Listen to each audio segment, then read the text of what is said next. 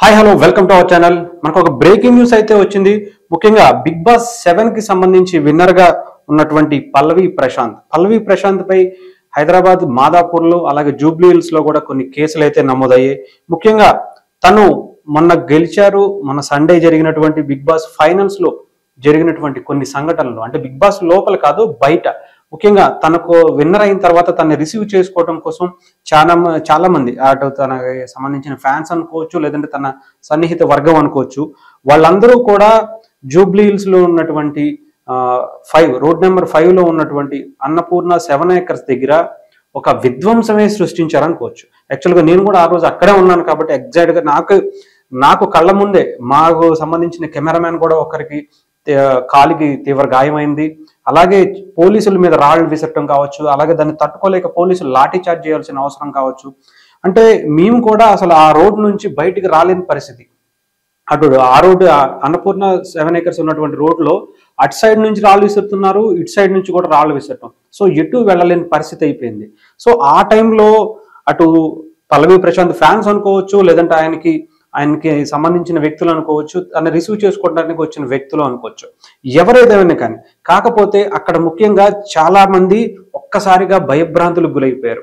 అటు పోలీసులు కూడా చాలా వరకు కంట్రోల్ చేద్దాం, వాళ్ళని ఎటువంటి ఇబ్బంది పెట్టకుండా ఒక సైడ్కి పంపిద్దాం అని చూసినా కూడా పోలీసుల వల్ల కాలేదు. అలా పోలీసుల వల్ల కాకపోతే వాళ్ళు కంట్రోల్ చేయడానికి కొంతవరకు ఖాళీ చేపించే ప్రయత్నం, ముఖ్యంగా భారీ ట్రాఫిక్ జామ్ కూడా అయింది ఆ రోజు.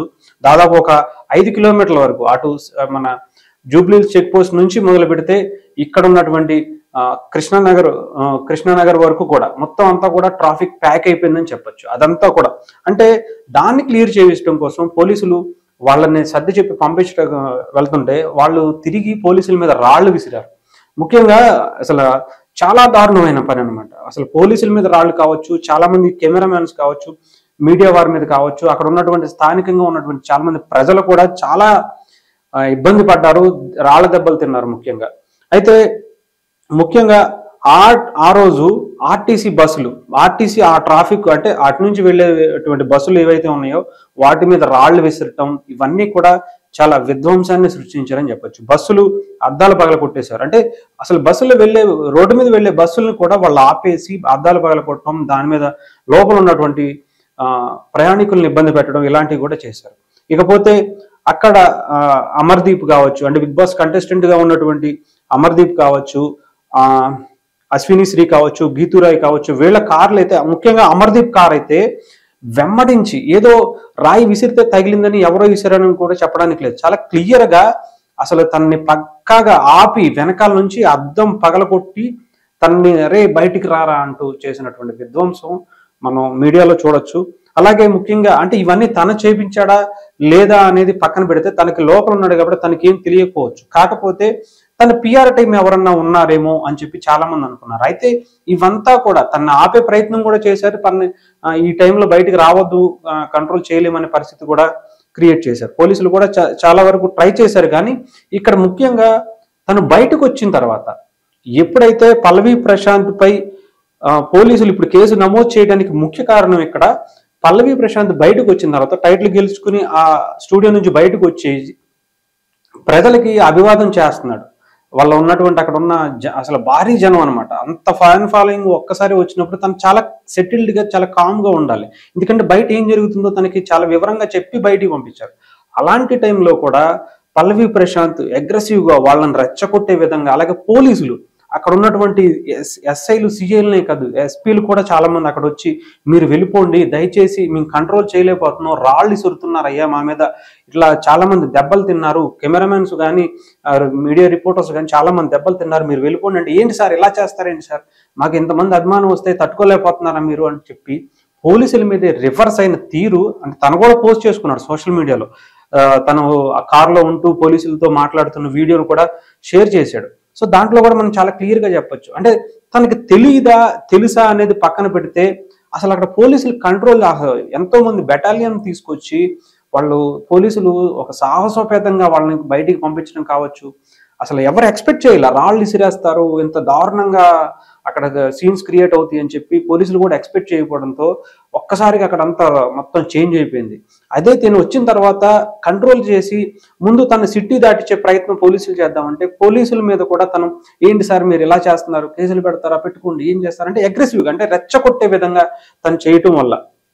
ఇకపోతే తన మీద మాదాపూర్ జూబ్లీహిల్స్ లో కూడా కేసులు నమోదని, ముఖ్యంగా ఆర్టీసీ సంబంధించి సజ్జనార్ కూడా ఒక ప్రెస్ నోట్ కూడా మనం ఇంతకుముందు మాట్లాడడం కూడా చూసాం. ఆయన ముఖ్యంగా చెప్పారు, బస్సుల మీద అంటే అది ప్రభుత్వ ప్రాపర్టీ, పబ్లిక్ ప్రాపర్టీ, దాని మీద మీరు ఎలాంటి హక్కు ఉండదు, ఇలా దాడి చేయడానికి అసలు కారణం ఏంటి, ఇంత చిల్లర పనులు మీరు చేయకూడదని చెప్పి చాలా క్లియర్ గా చెప్పారు. చాలా తీవ్రంగా తీసుకున్న తీరు కావచ్చు. ఇకపోతే ఐపీసీ సెక్షన్ 147, 148, 149 కింద ఆయన నమోదు చేశారు. 290, 353, 420, 427 అంటే ఇవన్నీ కూడా పబ్లిక్ ప్రాపర్టీకి ధ్వంసం కావచ్చు, కొన్ని రెచ్చగొట్టే వ్యాఖ్యలు కావచ్చు, లేదంటే పోలీసులు అంటే డ్యూటీలో ఉన్న పోలీసు ఉద్యోగస్తుల్ని వాళ్ళ ఉద్యోగాన్ని చేయనివ్వకుండా అడ్డుకుంటున్న ప్రయత్నం కావచ్చు. ఇవన్నీ కూడా తన మీద అభియోగాలు మోపి, అలాగే ఎవరెవరైతే ముఖ్యంగా వీళ్ళు చేశారని అనుకుంటున్నారో వాళ్ళందరినీ కూడా ఐడెంటిఫై చేసి అరెస్ట్ చేయబోతున్నారని తెలుస్తుంది. అలాగే పల్లవి ప్రశాంత్ని కూడా అరెస్ట్ చేస్తారంటూ సోషల్ మీడియాలో కూడా వార్తలు వస్తున్నాయి. అంటే దానికి తనకి అంటగట్టలేము. కాకపోతే తన పిఆర్ టీం ఎవరో ఒకళ్ళు ఉంటారు కదా, వాళ్ళకి తెలియదా, వాళ్ళకి కంట్రోల్ చేయడం తెలియదా, వాళ్ళని పంపించడం తెలియదా అని చెప్పేసి పోలీసుల వెర్షన్ కూడా ఉంది. పోలీసులు ఆ రోజు నిజంగా చాలా క్లియర్ గా బతులాడుకుంటున్నారు, ఎస్పీ కావచ్చు వీళ్ళందరూ కూడా, మీరు వెళ్ళిపోండి, దయచేసి ఇక్కడ అల్లజడి సృష్టించద్దు, ఇలాంటి చేయొద్దు, రాళ్ళు ఇసట్టం కావి, ఇవన్నీ కూడా చట్టరీత్యా నేరం, మిమ్మల్ని అరెస్ట్ చేయాల్సి ఉంటది అని చెప్పినా కూడా ఎవరు పట్టించుకోరు. ముఖ్యంగా పల్లవి ప్రశాంత్ లాంటి వ్యక్తే చాలా హుందాగా బయటకు వచ్చిన తర్వాత ఒక సెటిల్డ్ గా మాట్లాడాల్సి పోయి తను కూడా రెచ్చగొట్టే విధంగా చేశారని చెప్పి పోలీసులు అయితే ప్రధానంగా ఆరోపిస్తున్నారు. సో ఇది అంటే ముఖ్యంగా ఈ రోజు నిజంగా తను అరెస్ట్ చేస్తారా లేదా అని పక్కన పెడితే, కంపల్సరిగా ఇలాంటి చర్యలు మాత్రం ఇంకొకసారి ఎవరైనా సరే, ఎటువంటి కంటెస్టెంట్ కావచ్చు, హీరో కావచ్చు, ఇంకొకరు కావచ్చు, పొలిటీషియన్ కావచ్చు, ఇలాంటి వాటిని మాత్రం ఎంకరేజ్ చేయాల్సిన పని లేదు. ఎందుకంటే ఆ రోజు మాకే చాలా భయంకరమైన వాతావరణం కనిపించింది. ఆ రోజు నైటు నిజంగా అసలు జస్ట్ మిస్ అనుకోవాలి ఇక అందరం కూడా. ఎవరో ఒక కెమెరామెన్ మాత్రం అతను అసలు చాలా కరెక్ట్ గా తను కూడా లాస్ట్ వరకు వచ్చేసాడు, బారికేడ్ దాటితే తను వెళ్ళిపోవలసినట్టు కరెక్ట్ గా కాలికి దెబ్బ తగలటం, అసలు బ్లడ్ ఆగలేదు, అసలు అంత దారుణంగా ఉన్న పరిస్థితులు కూడా ఉన్నాయి. సో ఇవన్నీ కూడా అంత సృష్టించాల్సిన అవసరం ఏంటి? ఒక్క బిగ్ బాస్ కంటెస్టెంట్ కి అంత ప్రజాదరణ రావచ్చు, తన రైతు బిడ్డ కావచ్చు, ఇంకొకరు కావచ్చు, కానీ ప్రజల సేఫ్టీ కూడా చూసుకోవాలి, అక్కడ పోలీసుల సేఫ్టీ కూడా చూసుకోవాలి. పబ్లిక్ ప్రాపర్టీని ధ్వంసం చేస్తే అది ఎవరికి నష్టం, మనకే. కాబట్టి ఇవన్నీ కూడా దృష్టిలో పెట్టుకుని ఎవరైనా సరే దీన్ని తీవ్రంగా ఖండించాల్సి ఉంది.